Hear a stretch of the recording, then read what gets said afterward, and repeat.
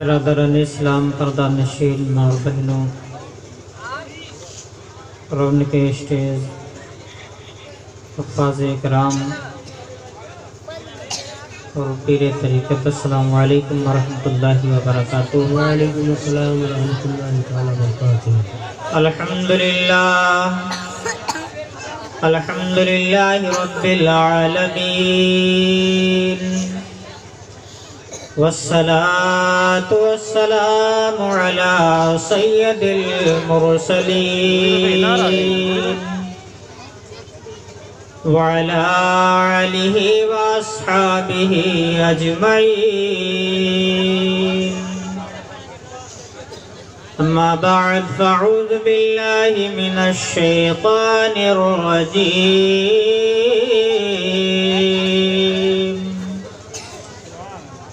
بسم اللہ الرحمن الرحیم،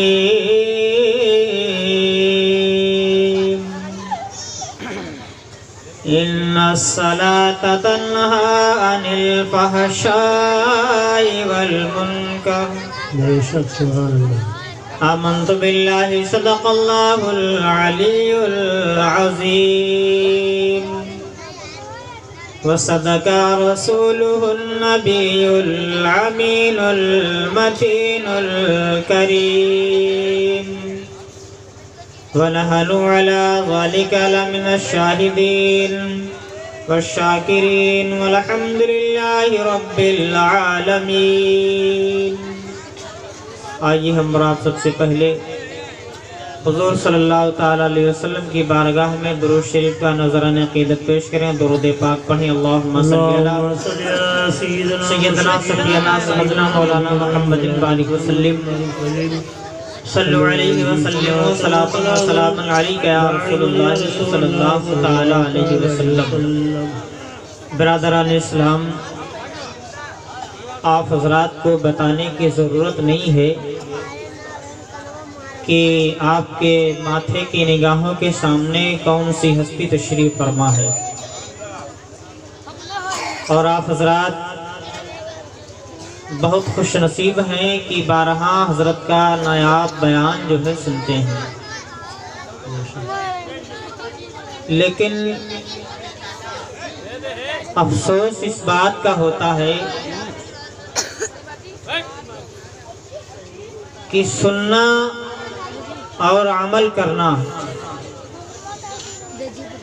آپ حضرات جس طریقے سے، جس شوق سے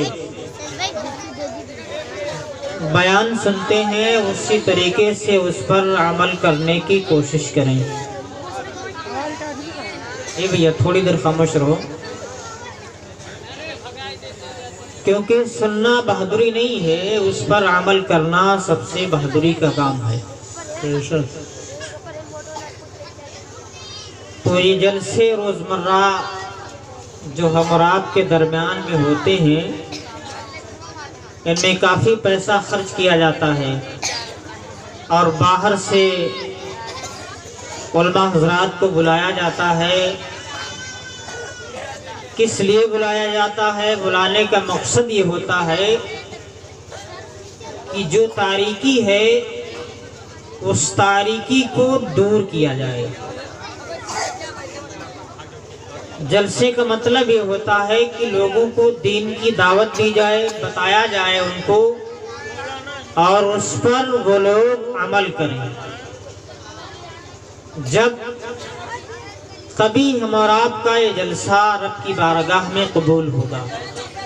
میں نے قرآن پاک کی آیت کریمہ بہت مشہور و معروف تلاوت کی ہے، ان الصلاۃ تنہی عن الفحشاء والمنکر، بے شک نماز جو ہے تمام بے حیائی اور بری باتوں سے روک دیتی ہے۔ نماز تمام برائیوں سے انسان کو روک دیتی ہے۔ اب جب بندہ نماز کی پابندی کر دیتا ہے تو اس انسان کی تمام برائیاں اس سے ختم ہو جاتی ہیں، تمام برائیاں۔ آپ حضرات عقل مند ہیں، ہمیں گنانا ضروری نہیں ہے، میں اشارے میں بات کرنا چاہتا ہوں کہ تمام دنیا کی برائیاں انسان کی ختم ہو جاتی ہیں، یا پھر یوں کہہ لیجئے انسان جوا کھیلتا ہے، شراب پیتا ہے، یعنی جتنے بھی دنیا کے عیب اس کے اندر میں ہیں وہ تمام عیب انسان سے ختم ہو جاتے ہیں۔ بے شک۔ لیکن ختم کب ہوں گے؟ نماز ایک ایسی عبادت ہے، جب بندہ نماز کو اپنا لیتا ہے، جب بندہ نماز کو حاصل کر لیتا ہے، تو پھر دنیا کی بھی کوئی طاقت اسے برائیوں میں ملوث نہیں کر پاتی ہے۔ دنیا کی بڑی سی بڑی طاقت اس انسان کو نیچا نہیں دکھا سکتی ہے۔ کیوں نہیں دکھا سکتی ہے؟ بندہ نماز کے قریب ہو جاتا ہے تو اس کا تعلق، اس کا رشتہ جو ہے رب کی ذات سے لگ جاتا ہے، یعنی اس کا رشتہ جو ہے اللہ کے قریب ہو جاتا ہے۔ اس وجہ سے بندہ جو ہے نماز سے جو ہے جب جڑ جاتا ہے تو تمام برائیاں اس کی ختم ہو جاتی ہیں۔ آج معاملہ کیا ہے؟ ہمارے گھر پر اگر میت ہو گئی اور اس کے بعد میں اس پر ہم نے تمام طریقے سے جو ہے ملال کیا، آنسو بہائے، جانے والا ہمارا بھائی ہے یا ہمارا رشتہ دار ہے یا پھر ہمارے محلے کا ہے، جانے والا ہمارا بھائی ہے یا ہمارا باپ ہے یا ہمارا رشتہ دار ہے یا ہمارے محلے کا ہے، اور اس کا انتقال ہوا، آخری وقت ہے، پھر بھی بندہ اس کی نماز جنازہ نہیں پڑھتا ہے۔ بندہ اس کی نماز جنازہ نہیں پڑھتا ہے۔ بتاؤ تم اتنا جو ہے خود غرض ہو گئے کہ بندہ آخری بندہ ہے۔ لوگ کہتے ہیں کہ 2 دن روک لو، اس کا لڑکا آ جائے، اس کے بعد میں جنازہ جو ہے دفنایا جائے گا، مٹی دی جائے گی، کیا بیٹا آنے کے بعد میں اس کو زندہ کر دے گا؟ نہیں۔ کیوں رکھا جاتا ہے؟ اس وجہ سے کہ اس کا آخری دیدار ہے، آخری مرتبہ بندہ دیکھنے جا رہا ہے، اور یہاں پر بندہ جو ہے اس مرنے والے کی نماز جنازہ نہیں پڑھتا ہے۔ کتنے افسوس کی بات ہے۔ معلوم ہے حضرت تشریف فرما ہے جنازہ یعنی مرنے والا انسان جو دنیا سے جا رہا ہے وہ تو جا رہا ہے، اگر نیک ہے تو تمہیں بھی جنت میں داخل فرمائے، بے شک، سبحان اللہ، تمہیں بھی جنت میں داخل فرما دے گا۔ برادران اسلام، میری بات کو بغور سننا اور اس پر عمل کرنے کی کوشش کرنا۔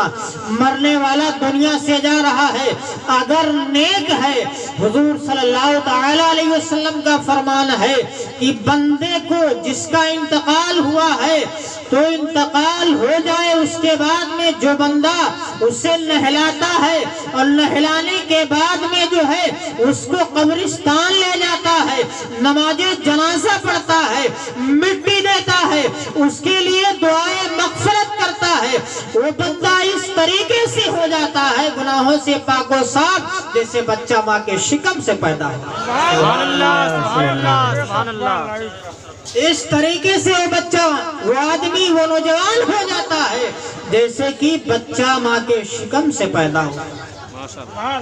بتاؤ اتنا بڑا نعمت جو ہے مرنے والا ہم پر احسان کر کے جا رہا ہے، لیکن ہمارا کیا کرتے ہیں؟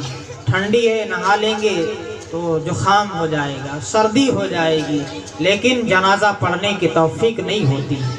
اور پھر جب ہم جنازہ نہیں پڑھتے ہیں تو جو بندہ جا رہا ہے اللہ جانے وہ گناہوں سے لدا ہے یا پھر نیکیوں سے لدا ہے، اللہ جانے وہ بندہ گناہوں سے لدا ہے یا پھر نیکیوں سے لدا ہے۔ اور بندہ کیا کرتا ہے کہ پاک ہے یا نہیں ہے، جب جنازہ نہیں پڑھ سکتا ہے پھر جاتا ہے اسے مٹی بھی دے دیتا ہے، بندہ جاتا ہے اسے مٹی دے دیتا ہے۔ اپنی زندگی میں سدھار لاؤ، نہ سمجھو گے تو مٹ جاؤ گے۔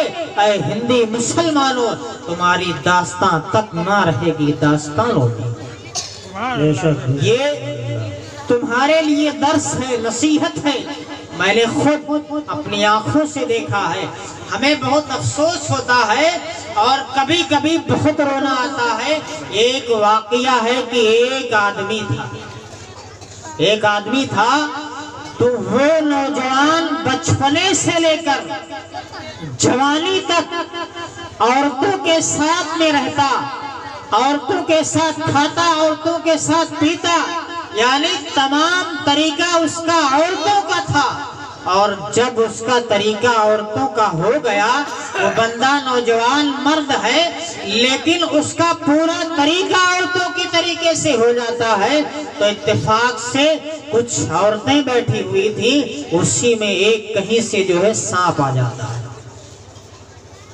جب سانپ آ گیا تو عورتوں نے کہا اگر کوئی مرد ہوتا تو اسے مارتا ہے۔ عورتوں نے کیا کہا؟ کوئی مرد ہوتا تو اسے مارتا۔ تو وہ جو مرد تھا وہ بھی یہی زبان استعمال کرتا ہے، یہی جملہ استعمال کرتا ہے کہ کوئی مرد ہوتا تو مارتا۔ تو عورتوں نے اسے یاد دلایا کہ تو مرد ہے، تو کیوں مرد کو بلا رہا ہے؟ عورتوں نے اسے یاد دلایا کہ تو مرد ہے، تو مرد کو کیوں بلا رہا ہے؟ تو اس بندے نے کہا میں مرد ہوں، تو کہا ہاں تم تو مرد ہو، ہٹے کٹے ہو، جوان ہو، تمہارے اندر میں ہمت ہے، طاقت ہے، تم اسے مار سکتے ہو۔ تو اس بندے نے اس سانپ کو بھی مار ڈالا۔ وہی معاملہ ہے کہ تم نے جو ہے اوروں کے طریقے کو اپنا لیا اور اپنا طریقہ چھوڑ دیا۔ اب ضروری یہ ہے کہ تم کو بتایا جائے کہ تم کیا ہو، ضروری یہ ہے کہ تم کو بتایا جائے کہ تم کیا ہو، کیونکہ اگر تم اپنے آپ کو جس دن پہچان لو گے اس دن ہمیں بتانے کی ضرورت نہیں پڑے گی کہ تم مسجد میں آؤ نماز پڑھو، تم جنازے کی نماز پڑھو، تم قبرستان میں مٹی دینے کے لیے آؤ، بلکہ یہ تمام چیزیں جو ہے تم خود ذمہ داری سے کرتے ہوئے دکھائی دو گے۔ یہ زوا، یہ شراب، یہ زنا، یہ دنیا کی تمام عیاشیاں ہمیں بتانے کی ضرورت نہیں پڑے گی، بلکہ تم خود دوسرے کو اگر کرتے ہوئے دیکھ لو گے تو اسے پکڑو گے، اسے روکو گے، اسے منع کرو گے کہ خبردار ٹھہر جاؤ، یہ چیز گناہ ہے، یہ تم گناہ کر رہے ہو۔ لیکن یہ تمام چیزیں ہم اور آپ کو پہچاننے کی ضرورت ہے۔ حضرت یہ سمجھ لیجیے اللہ کا شکر ہے، اس کا احسان ہے، اور یہ سمجھ لو آپ لوگوں کی خوش نصیبی ہے کہ بارہا حضرت تشریف لاتے ہیں اور وہ بھی اس ماحول میں اور اس طریقے سے تشریف لاتے ہیں۔ یہ آپ حضرات جو ہے اپنی قسمت پر جتنا ناز کرو اتنا کم ہے۔ یہ تمام چیزیں حضرت جو ہے خود اپنے منہ سے نہیں کہہ پاتے ہیں، یہ میں بتا رہا ہوں کہ یہ چیزیں جو ہے آپ حضرات جو ہماری ماں اور بہنیں ہیں اگر نماز پڑھنے کی پابندی شروع کر دیں اور نوجوان نماز کی پابندی شروع کر دیں تو یہ مسجدیں ہماری سونی نہیں رہیں گی، ویران نہیں رہیں گی۔ ہم اور آپ جو ہے تمام دنیا کی چیزوں کو حاصل کر لیتے ہیں، لیکن معاملہ کیا ہوتا ہے کہ ہم نماز کے لیے وضو اور غسل کی چیزوں کو نہیں سیکھ پاتے ہیں۔ ہم ان تمام چیزوں کو سیکھنے کی کوشش کریں، حاصل کرنے کی کوشش کریں۔ آپ حضرات نے بارہا سنا ہوگا کہ اگر بندہ نماز کی پابندی کرتا ہے تو اس کے گھر پر اللہ کی رحمت آتی ہے، اللہ کی رحمت نازل ہوتی ہے، گھر میں برکت ہوتی ہے، اور اگر بندہ نماز چھوڑ دیتا ہے تو تمام برائیاں اس کے گھر کے اندر میں آ جاتی ہیں۔ اور دیکھیں ایک نوجوان جو ہے یعنی ایک صحابی رسول حضور صلی اللہ تعالیٰ علیہ وسلم کی بارگاہ میں حاضری دیتے ہیں، عرض کرتے ہیں یا رسول اللہ ہمارے گھر پر برکت نہیں ہوتی ہے، کھانا جس ہانڈی میں پاکتا ہے اس میں جو ہے ایک دم برکت ختم ہو گئی، سرکار کوئی انتظام فرما دے، سرکار کوئی وظیفہ بتا دیں۔ اللہ کے رسول صلی اللہ تعالیٰ علیہ وسلم نے فرمایا کہ تم جاؤ اور جانے کے بعد میں اپنے دروازے پر ایک پردہ لگا دینا۔ وہ صحابی رسول جو ہے آتے ہیں، آنے کے بعد میں گھر پر آتے ہیں، دروازے پر ایک پردہ لگا دیتے ہیں۔ جب آپ نے پردہ لگایا، کچھ دن کا عرصہ گزرا، حضور کی بارگاہ میں حاضری دیتے ہیں، عرض کرتے ہیں یا رسول اللہ، جس ہانڈی میں، جس برتن میں کھانا پکتا تھا کم پڑ جاتا تھا، سرکار اب اسی ہانڈی کے اندر میں کھانا پکتا ہے، سارے گھر کے لوگ کھا لیتے ہیں، اور کوئی اگر مہمان آ جاتا ہے وہ بھی کھا لیتا ہے اور بچ بھی جاتا ہے۔ سبحان اللہ بے شک۔ سرکار کھانا پکتا ہے، کھانا بچ بھی جاتا ہے۔ اے اللہ کی رسول صلی اللہ علیہ وسلم، ہمارے ماں باپ آپ پر قربان ہو جائے، سرکار آپ نے اس پردے کے اندر میں یا کون سا ایسا وظیفہ بتا دیا ہے، کون سی ایسی دعا پڑھ دی ہے؟ تو حضور نے فرمایا سنو، میں نے کوئی وظیفہ نہیں بتایا ہے، بلکہ میں نے یہ بتایا کہ تمہارا گھر راستے کے قریب میں ہے اور راستے سے لوگ نکلتے ہیں، بے نمازی کی نگاہ تمہارے گھر کے اندر میں پڑ جاتی ہے، اور جہاں تک بے نمازی کی نگاہ پڑتی ہے وہاں تک اللہ برکتوں کو ختم کر دیتا ہے، برکتیں ختم ہو جاتی ہے۔ اس وجہ سے جب سے تم نے پردہ لگا دیا، بے نمازی کی نگاہ پڑتی ہے، پردے سے ٹکرا کر واپس ہو جاتی ہے اور تمہاری برکتیں سلامت رہتی ہیں۔ سبحان اللہ بے شک۔ سبحان اللہ الحمدللہ۔ اگر برکتیں چاہتے ہو، اگر بھلائی چاہتے ہو، اگر عزت و آبرو چاہتے ہو تو اپنی مسجدوں کو آباد کر لو، اپنے پیشانیوں کو جو ہے سجدے سے سنوار لو، تمہاری عزت بھی بن جائے گی اور تمہاری جو ہے آخرت بھی بن جائے گی۔ سبحان اللہ بے شک۔ اگر تم ایک ہی طریقہ اپنا لو، نماز کی پابندی شروع کر دو، میرا دعویٰ ہے کہ دنیا کی کوئی بھی طاقت تمہیں جو ہے نست و نابود نہیں کر پائے گی۔ خودی کو کر بلند اتنا کہ ہر تدبیر سے پہلے، خودی کو کر بلند اتنا کہ ہر تدبیر سے پہلے، خدا بندے سے خود پوچھے بتا تیری رضا کیا ہے۔ سبحان اللہ۔ خدا بندے سے خود پوچھے بتا تیری رضا کیا ہے۔ آپ نے حضرت ابراہیم کا واقعہ سنا ہوگا، آپ نے مخدوم اشرف کا واقعہ سنا ہوگا، آپ نے سید سالار مسعود غازی کا واقعہ سنا ہوگا، اور آپ نے جانے والے عرس میں رجب شریف کے مہینے میں سرکار خواجہ غریب نواز رضی اللہ تعالیٰ عنہ کی بارگاہ میں آپ حضرات حاضری دیتے ہیں، بخوبی حاضری دیتے ہیں، لیکن معلوم ہے خواجہ غریب نواز رضی اللہ تعالیٰ عنہ نے اپنے آپ کو رب کی بارگاہ میں خودی کو کر بلند اتنا کہ ہر تدبیر سے پہلے خدا بندے سے خود پوچھے بتا تیری رضا کیا ہے۔ خواجہ غریب نواز جب ہندوستان کی سرزمین پر اس اجمیر کی دھرتی پر تشریف لائے تھے تو جب تمام لوگوں نے خواجہ غریب نواز کا مقابلہ کرنا چاہا تھا تو اللہ نے پوچھا اے غریب نواز یہ بتا تیری مرضی کیا ہے۔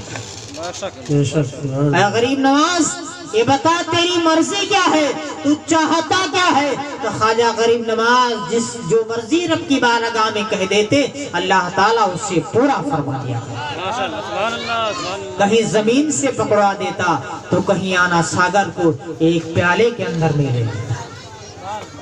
یعنی اگر ہم اپنے آپ کو اللہ کو راضی کرنے کے لیے اللہ کے حوالے کر دیں گے، نماز کی پابندی شروع کر دیں گے تو برادران اسلام یہ تمام ٹھوکریں ہم اور آپ کو جھیلنی نہیں پڑیں گی، یہ تمام چیزیں ہم اور آپ کو بتانی نہیں پڑیں گی۔ اور ضروری بات یہ ہے، میں آخری بات کہہ کر آپ حضرات سے رخصت ہو جاؤں گا کیونکہ سردی کا موسم ہے اور ابھی آپ حضرات کو حضرت کا بیان سننا ہے، شریعت کا مسئلہ ہے، میں موضوع ہٹ کر آپ سے بات کر رہا ہوں۔ یعنی معاملہ کیا ہے کہ انسان بعض یعنی چھوٹی سی چھوٹی غلطی پر اپنی بیوی کو طلاق دے دیتا ہے، اپنی بیوی کو طلاق دے دیتا ہے اور اس کے بعد میں گھر کے اندر میں دیتا ہے، پڑوسی سنے ہوں یا نہ سنے ہوں، پھر اس بیوی کو وہ بندہ اپنے پاس رکھے رہتا ہے۔ مولانا حضرت تشریف فرما ہے اور حضرت سے بھی جو ہے ابھی آپ حضرات جو ہے اس کے بارے میں انشاءاللہ العزیز حضرت روشنی ڈالیں گے۔ جو بندہ اپنی بیوی کو طلاق دے دیتا ہے اور اس کے بعد میں اس کو اپنے گھر پر رکھتا ہے، اس کے ہاتھ کا کھانا کھاتا ہے، اس کے ہاتھ کا پانی پیتا ہے، یعنی جو تمام چیزیں شریعت نے طلاق دینے پر پابندی لگا دی، اب وہ بندہ اس چیز سے اگر کروا رہا ہے تو سمجھ لو کہ وہ بندہ بہت بڑا گناہ کر رہا ہے، وہ بندہ بہت بڑا گناہ کر رہا ہے۔ اگر آپ نے گھر میں اپنی بیوی کو تنہائی میں طلاق دے دیا اور دینے کے بعد میں جو ہے پھر کہا کہ کوئی سنا نہیں ہے، بیوی ہماری ہے، ہمارے پاس ہے، اللہ سے کوئی چیز چھپی نہیں رہتی ہے، اگر بغیر حلالے کے آپ اپنی بیوی کو رکھ رہے ہیں، اس سے صحبت کر رہے ہیں، اور اگر بغیر حلالے کے کوئی بچہ اس کے شکم سے پیدا ہو گیا تو وہ بھی زانی ہے، وہ بھی حرامی ہے، اور آپ کو بھی جو ہے اللہ تعالیٰ گناہوں میں ملوث فرمائے۔ اگر ان تمام چیزوں پر، کیونکہ یہ شریعت کا مسئلہ ہے، بتانا میرا فرض ہے اور عمل کرنا آپ کا فرض ہے۔ نکاح جب آدمی اپنی بیوی کو طلاق دے دیتا ہے تو اس کی سزا یہ ہے کہ اپنی بیوی کو دوسرے کے ساتھ میں حلالہ کروائے، اس کی سزا یہی ہے۔ اور بغیر حلالے کے اگر کسی نے نکاح کروا لیا تو وہ سمجھ لو کہ اس کا نکاح نہیں ہو۔ اور اگر بیوی اگر مرد کو، شوہر کو چھوڑ کر بھاگ گئی اور اس کے آدمی نے طلاق نہیں دیا، دوسرے بندے نے اپنے پاس رکھ لیا، اس سے نکاح کر لیا، تو جب تک اس کا پہلا والا شوہر اسے طلاق نہیں دے گا تب تک اس کا نکاح ادھر نہیں ہوگا، کیونکہ آدمی کو، مرد کو شریعت نے اجازت دی ہے کہ تم اگر تمہارے پاس طاقت ہے، استطاعت ہے تو تم 4 بیویاں رکھ سکتے ہو، لیکن عورت کو شریعت نے اجازت نہیں دی ہے کہ وہ 2 شوہر رکھ لے، کیونکہ اگر ایک بیوی نے 2 شوہر رکھ لیے تو پھر اس کے شکم سے جو بچہ پیدا ہونے والا ہے وہ کس کی طرف منسوب کیا جائے گا؟ اس کا بچہ ہے یا پھر اس کا بچہ ہے؟ اس وجہ سے یہ تمام چیزیں جو ہے اگر بغیر طلاق کے کسی نے اپنی یعنی دوسری بیوی کو اپنے پاس رکھ لیا اور نکاح کہہ دیا کہ ہم نے نکاح پڑھوا لیا ہے تو اس کا نکاح نہیں ہوگا جب تک اس کا شوہر جو ہے اس سے طلاق نہیں دے گا، اور پھر طلاق دینے کے بعد میں بھی جو ہے ڈائریکٹ نکاح نہیں ہوگا، وہ عدت گزارے گی، اس کے بعد میں پھر جو ہے وہ نکاح کر سکتا ہے۔ سبحان اللہ، سبحان اللہ۔ اگر اس طریقے سے پہلے کے دور میں جو ہے معاملہ کیا ہوا کرتا تھا، کہیں پر اگر کوئی ایسی بات ہو جاتی تھی تو برادری جو ہے اس کا کھانا پینا بند کر دیتے تھے، اس کا حقہ بند کر دیتے تھے، اور چاہے پورا کا پورا دن گزر جائے جب تک وہ اپنی غلطی کا سدھار نہیں کر لیتا تھا، معافی نہیں مانگ لیتا تھا، تب تک جو ہے لوگ اس کے یہاں کھانا نہیں کھاتے تھے۔ لیکن آج وہی قوم ہے، وہی برادری ہے، وہی مسلمان ہے، چاہے جہاں سے بھگا کر لے آئے، چاہے طلاق دیا ہو یا نہ دیا ہو، اور بیوی کو اپنے پاس رکھ لیتا ہے، لیکن اگر دعوت دے دے وہ بندہ تو انسان خوشی باخوشی کھانا شروع کر دے۔ کیوں کھاتا ہے؟